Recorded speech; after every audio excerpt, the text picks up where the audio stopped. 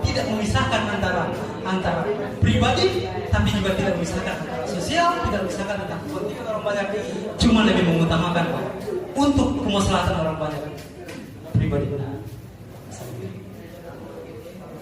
Karena kamu mendapat tugas menjalankan amanah untuk masyarakat, untuk rakyat, untuk bangsa dan negara, untuk agama, untuk masalah mungkin seperti itu dari saya. Ya, terima kasih. Nanti masyarakat mungkin bisa kita tambahkan. Oh iya, menarik dari klarifikasi. Saya mengikuti klarifikasi isu-isu yang berkembang, wacana-wacana yang berkembang berdasarkan referensi yang sebenarnya teman-teman juga dapat referensi itu. Nah, ini klarifikasi dari para narasumber. Kan isu tentang sejarah perjuangan seolah-olah milik para bangsawan itu terklarifikasi dengan penjelasan tadi. Ya, kemudian ini dia Bung Kahar. Dia bisa klarifikasi dulu ya penjelasannya tentang penanya tadi. Terima kasih. Ya, ada dua pertanyaan yang saya tangkap dari persoalan kerusakan dari saudara Adinda Unding mengatakan bahwa mengapa dikatakan pemberontak oleh pemerintah. Jadi katanya mengapa hari ini kemudian disebut sebagai pemberontak. Harusnya seperti ini. Sebenarnya kalau saya, dia bukan memberontak, dia sedang mencari keadilan. Nah, jadi logikanya seperti ini. Kita yang berjuang mati-matian, kemudian orang lain yang nikmati. Logikanya seperti itu. Jadi begini. Kahar dan pasukannya yang disebut dengan grup seberang, komando grup seberang, itu dalam berbagai macam peristiwa di Jawa dalam mempertahankan kemerdekaan, beliau yang tidak selalu di depan. Ya. Yang pertama, ketika terjadi pemberontakan PKI Madiun, Jenderal Sudirman yang mengutus langsung Kahar Musakar. Jenderal Sudirman yang langsung mengutus Kahar Musakar bahwa kamu yang bisa menghentikan kekejaman PKI pada saat itu. Dengan sigap Kahar Musakar langsung terjun dengan pasukannya, kemudian memberangus PKI pada saat itu, walaupun ada yang lolos sebagian. Di situ pertama, sehingga Jenderal Sudirman semakin yakin dengan pribadi Kahar itu bahwa memang dia seorang pejuang yang luar biasa. Kemudian ketika terjadi serangan umum 1 Maret di Jogja, pasukan Kahar juga lah yang paling di depan. Ini yang perlu digarisbawahi. Jadi terjadi distorsi sejarah bahwa serangan umum 1 Maret yang persis Soeharto, coba lihat, adakah nama Kahar Musakar dalam film tersebut? Tidak ada sedikit pun, hilang. Nyatanya yang naik namanya adalah Soeharto. Padahal itu artinya Kahar Musakar sebenarnya. Itu. Jadi banyak pertempuran di Jawa dalam mempertahankan kemerdekaan itu adalah andil dari Pak Kahar sendiri. Nah, ketika terjadi regenerasi di kubu TNI yang dikatakan bahwa yang bisa menjadi TNI adalah orang yang terpelajar. Nah, pasukan Kahar ini adalah orang dari Sulawesi Selatan yang bermodalkan semangat juang yang tanpa mengenyam pendidikan. Jadi keberanian tidak bawa ke sana, sehingga bisa hebat sampai level tertinggi Kahar Musakar dalam militer itu Letnan Kolonel, pangkat tertinggi bagi seorang putra tanah luhur dan Sulawesi pada umumnya. Beliau yang menyandang peringkat pertama itu. Nah, ketika terjadi regenerasi dalam TNI, pasukan Kahar itu tidak dimasukkan menjadi tentara nasional Indonesia karena alasan tidak pernah belajar pendidikan atau sekolah. Nah, Kahar yang pada saat itu memimpin mereka itu merasa tersinggung. Jadi bahasa seperti ini, saya yang selama ini berjuang dengan pasukan saya, kok kenapa pasukan saya tidak diambil gitu. Jadi sia-sia sih pada apa selama ini dengan pasukan saya. Nah, disinilah jiwa seorang keilmuannya Kahar muncul, bahwa dia tidak mementingkan dirinya sendiri. Kalau dia mementingkan dirinya sendiri, mungkin dialah orang pertama di Sulawesi Selatan yang menjadi Pangdam pada saat itu. Karena memang jabatannya paling tinggi, mengalahkan Jenderal Yusuf. Jenderal Yusuf itu anak buahnya Kahar. Awalnya itu perlu digarisbawahi. Jadi dia tidak mementingkan dirinya, dia terus kemudian menanyakan kepada Soekarno, kenapa seperti ini? Tapi karena keputusan sudah turun dari atas bahwa tidak bisa, akhirnya Kak Musakar mencoba untuk memisahkan diri. Dengan cara apa?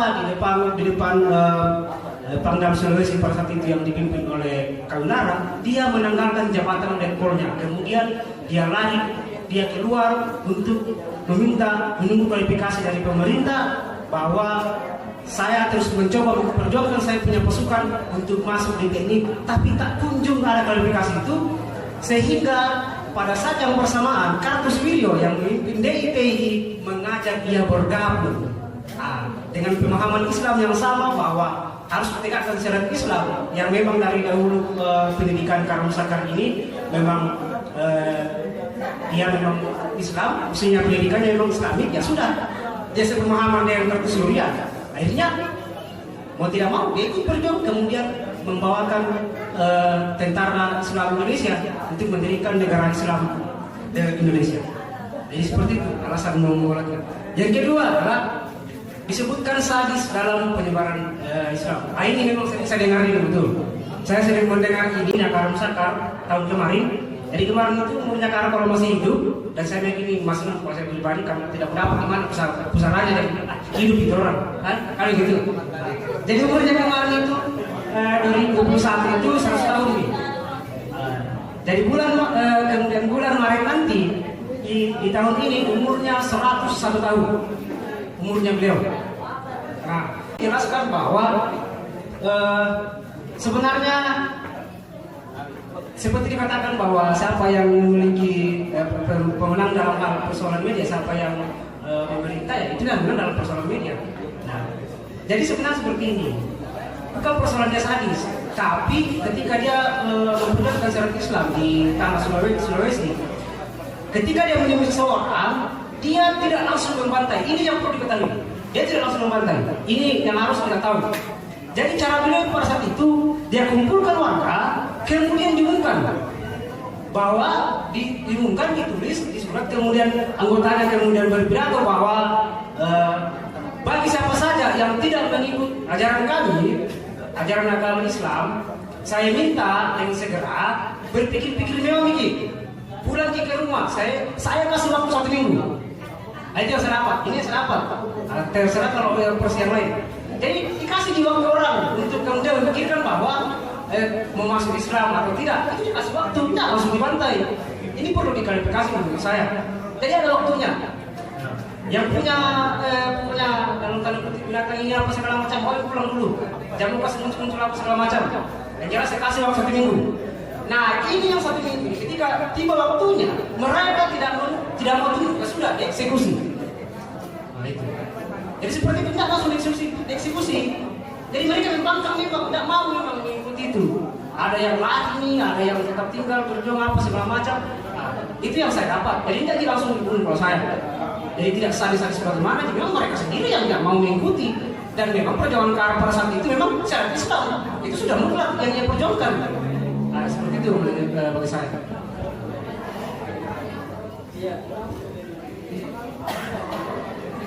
Iya.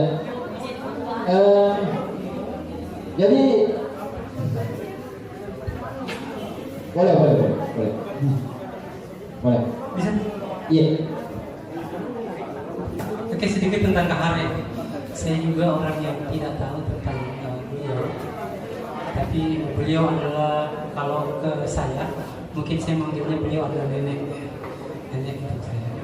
Tapi bukan juga nenek untuk kita semua. Kebetulan saya bilang seperti itu. Perlu kita garis bawahi sebelum kita menerima info seperti itu. Bahwa begini, pemberontakan DTI atau pemberontakan Kak Musakar, saya tidak tahu ini, pemberontakan Kak Musakar pada zaman itu bukan hanya Kak Musakar yang melakukan pemberontakan.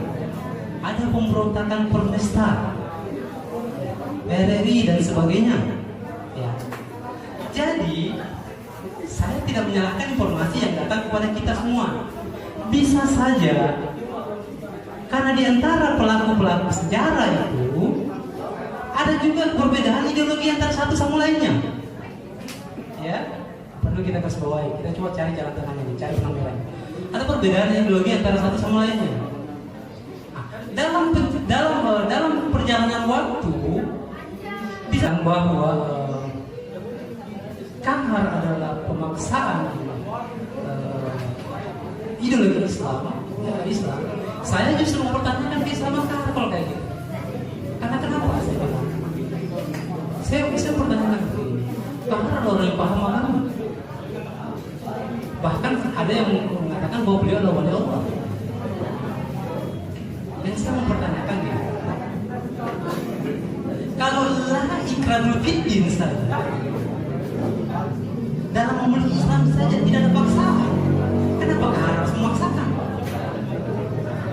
Satu, yang dipaksakan oleh kahar di sini adalah penerapan nilai-nilainya atau nilai siarnya yang perlu kita sikapi, bahwa Islam itu seperti ini. Islam itu seperti ini. Islam itu mengajarkan seperti ini. Tidak menerapkan dengan kesadisan. Kenapa? Satu contoh bukti saya berani mengatakan kan ini langsung pertemuan langsung antara kahar dengan saya punya nenek. Dalam kasus yang lain. Pada kasus kahar dikatakan seperti ini. Seluruh bangsawan dihapus. Tidak ada lagi yang pakai andi, opu dan sebagainya. Seperti itu. Suatu waktu kahar berkuda ketemu dengan saya punya nenek di tepi sungai dengan anak-anak. Terus kahar menegur, bahasa Indonesia-nya saya pakai. Apa kita ambil di situ? Nenek saya mengatakan, kahar, matu kamu tambahin aku. Kenapa kau panggil saya aku? Saya kira kau sudah hapuskan itu aku dan sebagainya. Kahar menjawab, tidak seperti itu Bu. Yang saya tidak suka adalah hal yang tidak semestinya dipaksa-paksakan jadi semestinya. Orang bukan opu dipaksa jadi opu. Nah tahu kalian opu itu apa? Opu itu sebenarnya 3 singkatan yang juga menjadi 3 huruf yang juga merupakan sebuah singkatan yang ketentuannya dari Allah mengatakan dalam bahasa Indonesia orang panutan umat. Bagaimana seorang opu, seorang pemimpin kalau dia tidak bisa jadi panutan? Di bahasa modern kan itu orang panutan. Tapi sebenarnya amanah daripada kata pun seperti itu. Kalau kamu menjadi panutan, jadi orang yang bisa menjadi panutan umat.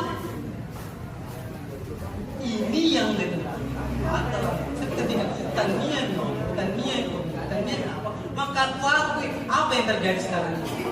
Rusaklah tatanan kita, rusaklah moral kita secara nggak langsung, tidak saling menghargai lagi antara orang tua dan anak.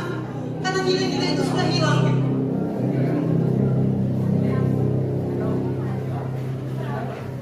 Terus Islam ini, kalau kita berbicara tentang maaf, satu sisi kita kupas seperti itu. Kalau saya mau kupas yang lain, satu contoh kasus saya. Pada masa DITI, pada masa keharusan, pada masa PKI, ya, pada masa zaman tahun-tahun 50-an, coba saya mau tanya sama kalian semua. Indonesia masuk menjadi salah satu negara macan Asia. Ya, macan Asia nih. Kenapa dia menjadi macan Asia? Walaupun di dalamnya penuh dengan pergolakan, tapi dia juga menjadi macan Asia.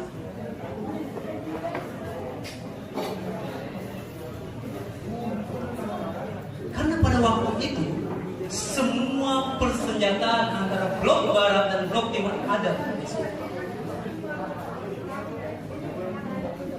Kalau saya mau buka pemikiran dan lebih jauh, saya akan bilang begini. Permasalahan kahar tapi permasalahan kahar, permasalahan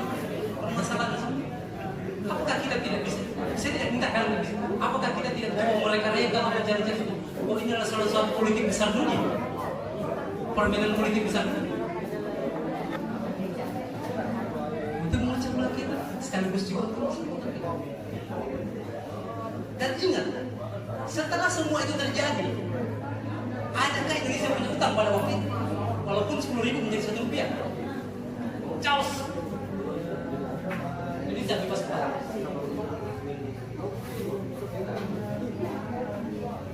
Tapi tidak bisa. Ada sebuah ketentuan yang mengatakan bahwa ketika pemerintah bersebelahan lawan politik. Ini perlu kita berbicara pribadi, berbicara ya tetap kita akan mengatakan bahwa Kahar tidak salah, tapi berbicara tentang statement surat keputusan yang berdasarkan administrasi Kahar salah, kan seperti itu. Tapi dibuktikan juga, pernah dengar tidak bahwa Soekarno presiden terakhir pernah datang ke Luwu?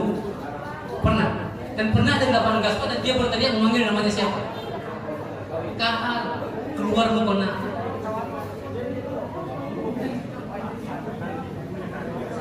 Kedatangan presiden. Jadi satu perlu digarisbawahi bahwa presiden dari pertama datang ke sini juga mungkin adalah wujud klarifikasi yang ingin disampaikan, tapi tidak dalam model administrasi yang seperti apa menjadi konsumsi pemikiran kita.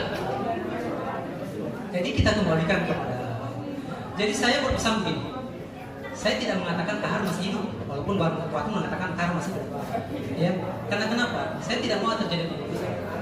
Pak Kahar mungkin dengan usia seperti itu sudah meninggal, tapi yang harus hidup adalah tujuan visinya dalam konsep bagaimana kita menjadikan NKRI ini menjadi satu negara yang bisa saling menghargai satu sama lain warga, tidak hanya sekedar sebuah slogan bagaimana tentang kebinekaan, tapi wujudnya aplikasi kebinekaan itu berjalan. Sedikit saya kupas lagi satu poin lagi saya kupas itu bukan saya kupas, dikupas lagi dari sisi ketafilan. Siapa bilang Kahar tidak menyetujui ketuhanan yang Maha Esa? Ketuhanan yang Maha Esa dibawa dalam syariat itu pengakuan mutlak, pentawilan mutlak, la ilaha illallah. Kenapa 9 itu tidak diterima, 9 angka yang terakhir kata belakang tidak diterima? Karena itu akan membuat perbedaan, membuat gap satu ya. Stop pada satu ketuhanan yang Maha Esa, yang artinya la ilaha illallah. Jadi polemik tentang Kahar, Sakar, kita perlu belajar, kita perlu cari tahu tanpa harus menjustice satu sama lainnya. Ya. Saya ada hal yang unik nih kalau saya bilang Kahar Sakar belajar berguru bekerja bersama dengan Imam Kartosuwiryo. Kartosuwiryo dari mana? Dari Jawa Barat. Nah, tapi siapa yang membunuh Kahar? Yang menembak Kahar pada waktu itu juga? Orang mana? Orang Jawa Barat juga. Bukan kebetulan, tapi sudah satu ketentuan.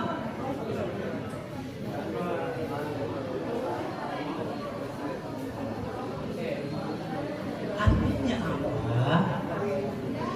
Ketika kita menjalankan peran kita masing-masing, jangan lupa eksistensi tujuan kita hidup itu kita lupakan dan kita menjadi orang yang tidak mengenal diri kita sendiri. Luar biasa.